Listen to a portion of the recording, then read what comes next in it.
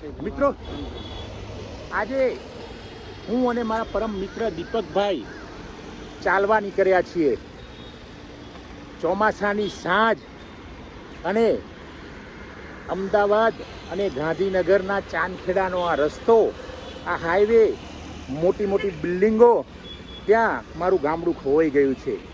મને ગામમાં રહેવાનો, ગામમાં ચાલવાનો ખૂબ શોખ હતો, પણ એ મારું ગામ તો અત્યારે શમણું બની ગયું છે. પણ હું હકીકતમાં 10-15 દિવસ એકવાર મારા ગામમાં પહોંચી જાઉં છું અને ત્યાં પણ હું ચાલું છું, મિત્રોને મળું છું, સંબંધીઓને મળું છું.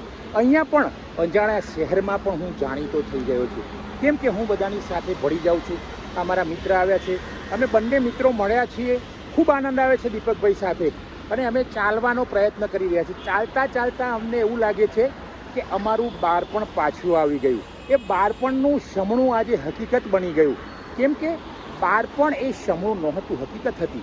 મિત્રો, એ શમણામાં ને શમણામાં અમે વાસ્તવિકતાને ભૂલ્યા નથી.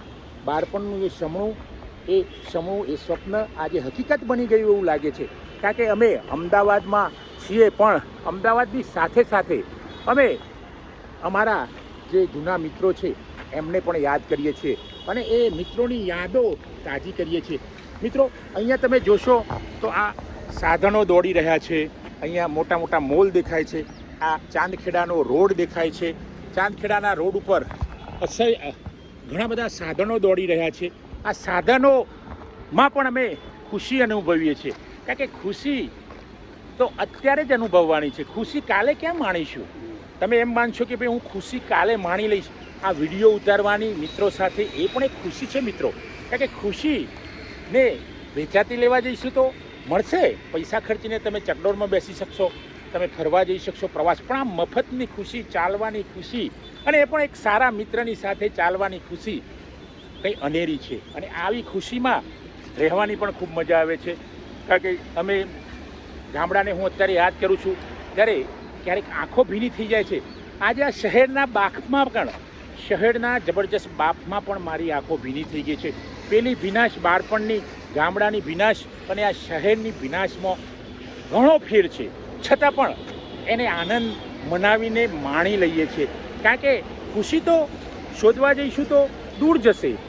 તમારી જોડે ખુશીને શોધતા શોધતા ક્યારેક આપણે ખોવાઈ જઈએ છીએ. એટલે જે અત્યારે મળે, અત્યારે જે શમણું મળે એને માણી લો. એ શમણું નહીં પણ એ હકીકત છે, એમ માનીને માણી લો. અને એ માણવામાં જે મજા છે, અત્યારને હાલને જે માણવામાં મજા છે, એના જેવી કોઈ મજા નથી. કારણ કે ખુશીઓ તો ઝીણી ઝીણી આવે છે, રેતીની જેમ આવે છે, માટીની જેમ આવે છે. અને આ જે ઝીણી ઝીણી ખુશીઓને વીણી લેવાની જે મજા આવે છે, ક્યાંય પણ મજા માણી શકો છો તમે. મજા માણવા માટે કોઈ સમય નથી હોતો. તમે એવું વિચારશો કે હું કાલે મજા માણીશ, હું કલાક પછી મજા માણીશ. કલાક મિત્રો ક્યારે આવશે? કલાકનો કોને ભરોસો છે? કાલનો કોને ભરોસો છે? કાલમાં ભરોસો રાખીશું તો આજને ખોઈ નાખીશું. એટલે તો ચાલવામાં કહો, દોડવામાં કહો, ફરવામાં કહો, કોઈ પણ જગ્યાએ જાઓ તમે તો તમે આનંદ માણી શકશો. અને આનંદમાં ખૂબ અનેરો. આ એક વડીલ જઈ રહ્યા છે, જો એમની ડોગી લઈને. સરસ માણસ છે, આનંદી માણસ લાગે છે, અને એ પણ જઈ રહ્યા છે સાથે સાથે એમનો ડોગી લઈને. એ અચાનક મળી ગયા, હસમુખા છે, દોડે છે, ખૂબ મજા આવે છે. તો મિત્રો, આવા આનંદના મહોત્સવને ઉજવો. આ એક મહોત્સવ છે, મોટો મહોત્સવ છે. આનંદથી મોટો કોઈ મહોત્સવ નથી. જો તમે આનંદમાં જીવવાનો પ્રયત્ન કરશો તો દુઃખ તો બધા માણસને આવે છે, ડિપ્રેશન પણ બધા માણસ. હું પણ ડિપ્રેશનમાં જઈને નીકળ્યો છું. છતાં પણ એ સમયને તમે ઓળખીને, જે સમય મળે છે, અત્યાર મળે છે, સવાર મળે છે, બપોર મળે છે, સાંજ મળે છે, એને માણી લો. એના સિવાય કંઈ નથી મિત્રો જિંદગીમાં. પૈસા કમાવો, બધું કરો, કામ કરો, ખૂબ પુષ્કળ કામ કરો, તમારો બિઝનેસ કરો, તમારી નોકરી કરો, તમારો અભ્યાસ કરો, બધું જ કરો. પણ સાથે સાથે જ્યાં મળે ત્યાં મિત્રો ખુશી માણી લો. ખુશી માણીશું તો મજા આવશે. થોડાક તમને આ જો દોડતા, રોડ ઉપર દોડતા સાધનોને પણ હું માણું છું. હું તો રોજ સાધનોની સાથે સંપર્ક રાખું છું, છતાં પણ સાધનોને માણી લઉં છું. અને આ સાધનો એ પણ આનંદ છે. ગામડામાં અમે તૂટેલા ચપ્પલમાંથી અમે ટ્રેક્ટર બનાવતા, એના વ્હીલ બનાવતા, માટીમાંથી અમે ખટારા બનાવતા, મંદિર બનાવતા, મસ્જિદ બનાવતા, જુદું જુદું બહુ મજા આવતી હતી. અને એ બાળપણ આજે હું પાછું લાવવા માગું છું, પણ નથી આવવાનું. પણ જે અત્યારે આજનો સમય છે એ હું માણી લઉં છું મિત્રો. આપ સૌ પણ માણો.